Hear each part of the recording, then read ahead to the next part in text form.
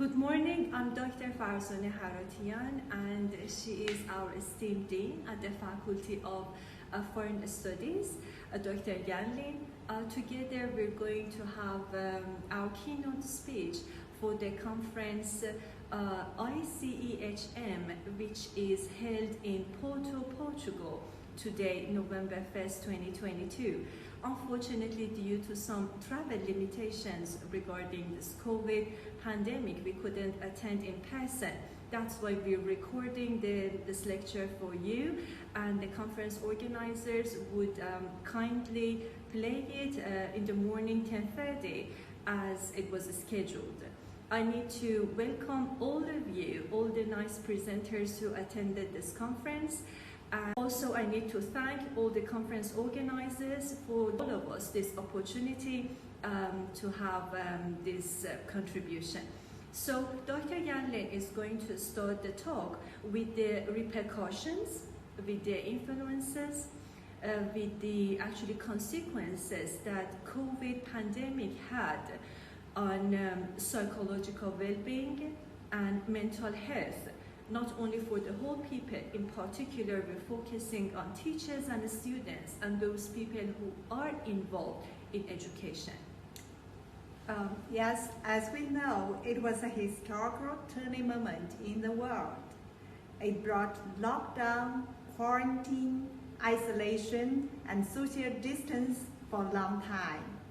And there was huge loss in everything, and the closure and suspension of educational centers.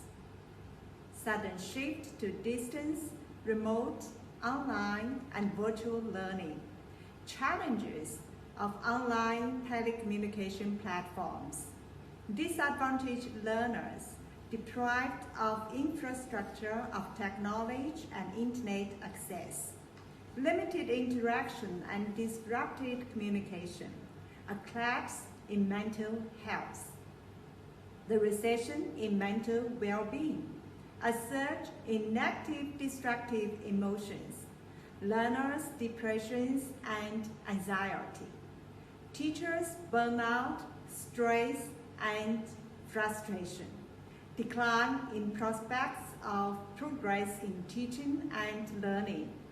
Halt in progressive education. So as you see, the COVID brought us misery, brought us a catastrophe.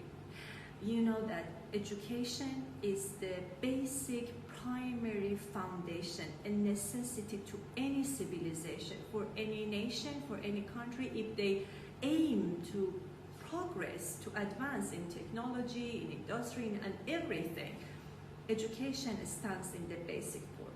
And suddenly, with this natural catastrophe, you could see that education was not like before because of sudden shift to virtual platforms.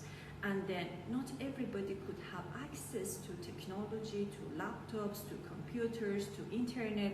So what about the other people, who were living in villages or so forth? So that's it.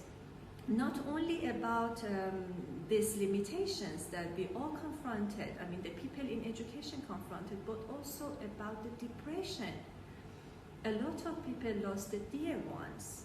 A lot of people lost their jobs, and they were stuck in lockdown, in quarantine time, and even when you wanted to have a trip or travel anywhere, you could not, you were not allowed to, and you were not allowed to go out even without your masks. So these are just not negative words. These are what we all went through. And then the students and teachers, if we expect them to do something really useful, to do something really beneficial, not just a waste of time, getting up in the morning and going to the classroom. It's just a waste of time. We really want the interaction between teachers and the students to be performed perfectly well. And then we want the students to learn, but how could we expect them to learn when they were depressed, when they were filled with sadness, with anger, with frustration, when there was not this mental well-being and a lot of psychological problems? And then when they are not motivated enough. You know that for motivation, for attention, because when there is no attention, no concentration, no focus on the material, to the content of the subject matter that is going to be taught. So this is the waste of time. They're just like looking at the teacher. And even the teachers going to the classroom as the main important key figures. You know that. The way the teachers feel, the whole students would feel.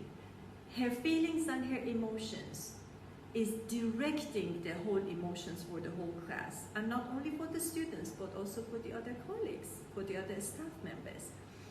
And emotions is not something that we just deny, say, oh no, it's not important. It is important because it can block the whole teaching and the whole effective teaching and learning process. That's why we, I mean the researchers, the people in education, we were all concerned with what to do now that this happened in the whole world. It's not just in one part of the world, it's everywhere. And now this is about education, that necessary and important, and that's about the, I mean, the failure in mental well-being of teachers and students. So we were thinking about strategies. You know that in everything you want to do in life, you need to use some hacks. You need to use some techniques and strategies in order to be useful, in order to reach the goal, to reach the aim. And for emotions, we need some regulatory techniques. We needed ERS. Remember that? Emotion regulatory strategies. And this is not easy. Strategies need practice, it needs education. That's why we're here. And today we are trying to tell you the importance, the purposes, the functions, and what people, I mean, theorists like Ross and other people said about this very important mechanism. And so I'm going to actually, I brought you the list of the functions and what it can be done.